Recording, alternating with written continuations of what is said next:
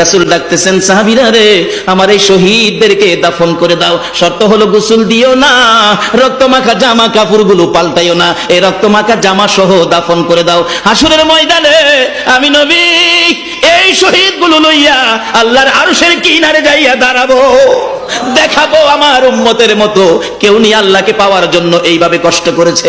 এবার দাফনের কাজ শুরু হলে কিতাব লেখে 69 জনের দাফন শেষ। 70-এর মাথায় আসওয়াদ দূরে পড়ে আছে। আমার নবী 2 কদম সামনে গিয়ে দেখে আসওয়াদ নতুন তরবারি হাতে চিত হয়ে পড়ে আছে, শহীদ হয়ে গেছে। আমার নবী ডাকে, রে আসওয়াদ, মদিনার হুর বিয়ে করতে পাঠাইছিলাম, মদিনার হুর বিয়ে করলি না, যুদ্ধের ময়দানে জীবন দিয়ে বিদায় হলে।